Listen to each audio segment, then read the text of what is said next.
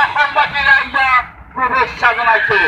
আজি 1 অক্টোবৰ 2020 চনৰ পৰা 7 অক্টোবৰলৈ বিস্তৃত কাৰ্যসূচীৰে বন্যপ্ৰাণী হত্যা অসম ৰাজ্যিক চিৰিয়াখানা তৰফৰ পৰা উদযাপন কৰিবলৈ লোৱা হৈছে। আজি 1 অক্টোবৰ 2020 চনৰ পৰা 7 অক্টোবৰলৈ বিস্তৃত কাৰ্যসূচীৰে বন্যপ্ৰাণী হত্যা। আজি ৬৬ সংখ্যক বন্যপ্ৰাণী সপ্তাহ আৰু এই বন্যপ্ৰাণী সপ্তাহৰ শুভাৰম্ভ হৈছিলে আমাৰ দেশত 1952 চনত।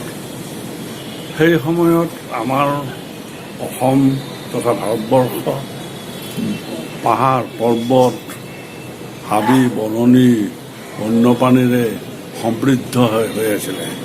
আনন্দদায়ক কথা এটা আছিলে যেন আমি প্ৰাকৃতিক সম্পদত বিশ্বৰ ভিতৰতে এখন চহকী ৰাজ্য চহকী দেশ, এনেকুৱা এটা আনন্দমুখৰ পৰিৱেশ আছিলে। কিন্তু কালৰ কুটিল গতিত আমি বন্যপ্ৰাণী সপ্তাহ যদিও পালন কৰি আহিছোঁ, আজি ৬৬ বছৰ অতিক্ৰম কৰিলে। অতিক্ৰম কৰাৰ সময়ত আমাৰ অসমৰ বন বিভাগে হাতীক প্ৰণাম কৰি মন্ত্ৰী পৰিমল শুক্লবৈদ্য ডাঙৰীয়াই হাতীক ফুলাই গামোচা পিন্ধাই সেৱা জনাই পূজা অৰ্চনা কৰি আৰম্ভ কৰিছে। এইটো এটা নতুন আদৰ্শ দেখা পালোঁ মই, দেখি খুব ভাল লাগিছে। গতিকে এই হাতীৰ প্ৰতি, জন্তুৰ প্ৰতি, জীৱৰ প্ৰতি, পৰিৱেশৰ প্ৰতি এই যিটো আত্মিক সন্মান শ্ৰদ্ধা যদি আমাৰ মাজত সকলোৰে থাকে, তেতিয়াহে আমি বন্যপ্ৰাণী সপ্তাহ পালন কৰাৰ সাৰ্থকতা উপলব্ধ হ'ব। আৰু বন্যপ্ৰাণী সপ্তাহ 52 চনতে আমাৰ যিহেতু আৰম্ভ হ'ল, কিন্তু বন্যপ্ৰাণীখিনিক নিৰ্ণয় কৰাৰ চিন্তাটো হ'ল আমাৰ 72 চন, বহুত পিছুৱাই গ'ল। যাৰ বিনিময়ত 72 চনতে আমাৰ কোনবিধ প্ৰথম শ্ৰেণীত পৰিলে, কোনবিধ দ্বিতীয় শ্ৰেণীত পৰিলে, কোনবিধ তৃতীয় শ্ৰেণীত পৰিলে, এইবিলাক আমাৰ ভাগ ভাগ কৰিব লগা হ'ল। সংৰক্ষিত বনাঞ্চল, অভয়াৰণ্য এইবিলাকৰ সৃষ্টি কৰিব লগা হ'ল। আৰু তাতো বেদখল চলিল সকলো ফালৰ পৰা। বন্যপ্ৰাণীখিনিৰ নগৰ নাগতি হ'ল, বিলয় বিপত্তি নোহোৱা হৈ গ'ল। গতিকে এনেকুৱা অৱস্থা এটা কিহৰ কাৰণে হ'ল, আমাৰ যিটো আগ্ৰাসী নীতি, আগ্ৰাসী কৰ্ম, এইবিলাকৰ কাৰণে আজি আমাৰ বন্যপ্ৰাণীৰ আশ্ৰয়স্থল নোহোৱা হ'ল। সকলোতে খালি হোমোচেপিয়ান, সকলোতে খালি মানুহত বাদে জানো আৰু কোনো থাকিব নালাগে, সকলো থাকিব, সকলো ওচৰ হৈ যাওক, অকল আমি মানুহ থাকিম। সেই ভাৱটো নোহোৱা কৰাৰ কাৰণে বন্যপ্ৰাণী সপ্তাহৰ জন্ম দিয়া হৈছিল 1952 চনত। আৰু যিটো আমাৰ অসম বন বিভাগে আজিও পালন কৰি আহিছে। কিন্তু যদিও আহিছে, মানুহৰ অত্যাচাৰৰ কাৰণে বন বিভাগে যথোচিতভাৱে ব্যৱস্থা ল'ব পৰা নাই। যাৰ বিনিময়ত আমি প্ৰথম শ্ৰেণীৰ জন্তু বুলি অভিহিত কৰিব লগা হৈছে। যে আমাৰ অসমৰ যিটো গড় ৰাইন'চেৰাছ ইউনিকৰ্নিছ, সেইটোৰ অৱস্থা আজি সংকটজনক। আমি যদিও কওঁ যে 2001 চনৰ পৰা গড়ৰ মৃত্যুৰ হাৰ বৃদ্ধি পাইছিলে, বৰ্তমান সময়ত কম হৈছে, কিন্তু অলপতে আমি এটা পৰিসংখ্যা চাই দেখা পালোঁ আৰু আভ্যন্তৰীণ সূত্ৰৰ কম খেদি পালোঁ যে বিগত কেইমাহমানৰ ভিতৰতে কাজিৰঙা ৰাষ্ট্ৰীয় উদ্যানত 8টা গড় হত্যা কৰিছে, কিন্তু বাতৰিত এইবিলাক ওলোৱা নাই। গতিকে এইবিলাক কথা হ'ব নালাগে। গড় হত্যা বন্ধ হ'ব লাগে, জোৰ প্ৰতিবাদ হ'ব লাগে।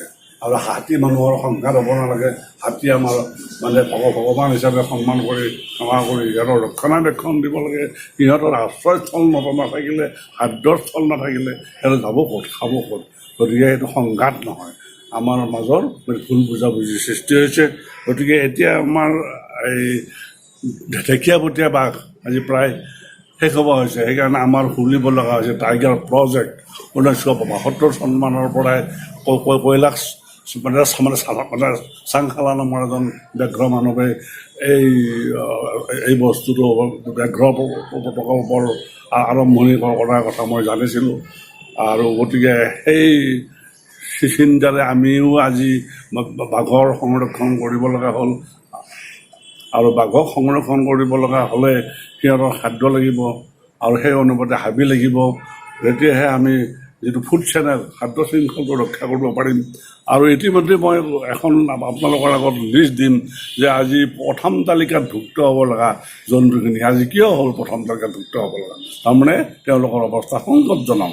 এই সংকটজনকখিনি হ'ল আমাৰ এছিয়াৰ হাতী, আমাৰ গড়, নাহৰ ফুটুকী বাঘ, গোটা ফুটুকী, সোণালী মেকুৰী, মাছুৱৈ মেকুৰী, মাৰ্বল কেপ, লতা মাকুৰী বাঘ, ক্লৌ বান্দৰ, সোণালী হনুমান, চবিতচুকীয়া হনুমান, টুপিমূৰীয়া বান্দৰ, লাজুকী বান্দৰ, বনৰীয়া মহ, দেও ছাগলী, বন গৰু, ইয়ং, মাটি ভালুক, গছ ভালুক, ক'লা ভালুক, ফেৰেট বাজাৰ, হক বেহাজাৰ, সাগৰীকটা শহা, যাক স্পীড হেয়াৰ কওঁ, বন ৰৌ, চাইনিজ পেংগলিন, কেটেলা পহু, এছিয়াটিক এছিয়াটিক ব্লাষ্টেল পৰ্কুপাইন, শিহু, গেঞ্জেছ ৰিভাৰ ডলফিন, নলগাহৰি আৰু ৰজা শগুন, তামুলী শগুন, পাতি শগুন, বৰ বগলী, উলুমৰা, দেওহাঁহ, হাইঠা, ৰাজধনেশ, হাড়গিলা, বগা শগুন, ব্ৰিটিছ ৰগপান, ৰঙা বুকুৰ হাঁহ, কুৰুৱা, ওলাইগল, হাইঠা, ৰঙামূৰীয়া ধনেশ, ঘৰিয়াল, গ্ৰীণ চাং, পৰঘুমা, মাটিগুই, সোণগুই, পানীগুই, বিভিন্ন মাছ, কাছ, ডোৰা, অজগৰ সাপ, বিভিন্ন সাপ, জৰিক চৰাই আদি আজি বিপন্ন। এই বিপন্ন তালিকাখন আমি আপোনালোকক কিয় শুনাব লগা হ'ব যে আমি মানুহবিলাক মানে মানৱতা শূন্য হোৱাৰ কাৰণে আজি এইবিলাক তালিকা আহি গ'ল। কিন্তু 52 চনত যেতিয়া বন্যপ্ৰাণী সপ্তাহ আৰম্ভ হৈছিল তেতিয়া এই তালিকা উদ্ভৱ হোৱা নাছিলে, তেতিয়া সকলোখিনি শান্তিৰে আছিলে। কিন্তু আমি বেদখল কৰিলোঁ, উন্নয়ন কৰিলোঁ, ৰাষ্ট্ৰীয় ঘাইপথ বনালোঁ, মানে মহাদেশীয় ঘাইপথ বনালোঁ, বনাই আমি গোটেই হাবি বন উচ্ছন্ন কৰি পেলালোঁ। সকলোফালে আমি মানুহে ঘৰ বান্ধি শেষ কৰিলোঁ, উদ্যোগ বনাই শেষ কৰিলোঁ। কিন্তু বন্যপ্ৰাণীৰ কথা, পোক পতংগৰ কথা, জীৱ জন্তুৰ কথা আমি কোনেও অনুভৱ কৰিব নোৱাৰিলোঁ। গতিকে বন্যপ্ৰাণী সপ্তাহ পালন কৰাৰ আদৰ্শ হ'ব লাগিব। আমি ছাত্ৰ ছাত্ৰীসকলক, উঠি অহা ছাত্ৰ ছাত্ৰীসকলক, উঠি অহা প্ৰজন্মক আমি শিক্ষা দিব লাগিব যে বন্যপ্ৰাণীক ৰক্ষা কৰিলেহে আমিও ৰক্ষা কৰিম। আৰু যিবিলাকত জংঘল কাটি শেষ কৰিলে, ফলৰ গাছ কাটি শেষ কৰাৰ বিনিময়ত আজি বান্দৰে ভৰ্তি হৈ গৈছে, বান্দৰৰ খাদ্য নাই। যে বান্দৰৰ য'ত বান্দৰৰ পৰা পকেটবিলাক আছে সেইবিলাকত যদি আমাৰ চৰকাৰৰ ফালৰ পৰা, বন বিভাগৰ ফালৰ পৰা খাদ্য দিয়াৰ ব্যৱস্থা কৰে তেতিয়াহ'লে বান্দৰৰ সংকট নাথাকে। আৰু হাতীৰ কাৰণে যদি প্ৰচুৰ আমি ঔগছ ৰুই দিওঁ, কলগছ ৰুই দিওঁ, কিন্তু তেতিয়াও মানে হাতী মানুহৰ সংঘাত নহয়। গতিকে আমি হাবিৰ সৃষ্টি কৰিব লাগিব, যিখিনি ধ্বংস হ'ল তাৰ 10 গুণ আমি সৃষ্টি কৰিব লাগিব। এইবিলাক ব্যৱস্থা হাতত ল'লেহে আমি বন্যপ্ৰাণী সপ্তাহ পালন কৰাৰ প্ৰাসংগিকতা থাকিব। আৰু নহ'লে এইবিলাক ফুটুকাৰ ফেনলৈ ৰূপান্তৰিত হ'ব। গতিকে আমি আহ্বান জনাম বন্যপ্ৰাণী সপ্তাহ পালন কৰোঁতে আমাৰ এই প্ৰথম শ্ৰেণী, দ্বিতীয় শ্ৰেণী, তৃতীয় শ্ৰেণীৰ তালিকাভুক্ত জন্তুখিনি ৰক্ষা কৰক, উদ্ভিদখিনি ৰক্ষা কৰক, পোক পতংগখিনি ৰক্ষা কৰক। মুঠতে পৃথিৱীত থকা সম্ভৱ হোৱা চাৰিমুঠি জীৱক ৰক্ষাৰ কাৰণে আমাৰ মানৱ জাতিয়ে তেওঁলোকৰ কৰ্তব্য হিচাপে পালন কৰি পেলাই অগ্ৰসৰ হ'ব লাগিব। এইখিনিয়ে এতিয়া মই ক'ম কি, মই এই কথাষাৰ 1970 চনতে কোৱা কথা আছিলে। হাবি বন থাকে যদি প্ৰাণীও থাকিব, নহ'লে পৃথিৱীখনেই মৰুভূমি হ'ব। পৃথিৱীখন মৰুভূমি হ'বলৈ আমি কিয় দিওঁ? গতিকে মৰুভূমি হ'ব নিদিয়ে আমি শস্য শ্যামলা, চিৰসেউজীয়া, সুন্দৰ অসম, সুন্দৰ ভাৰত, সুন্দৰ পৃথিৱী এখন উপহাৰ দিয়াৰ কাৰণে আমি আগবাঢ়ো।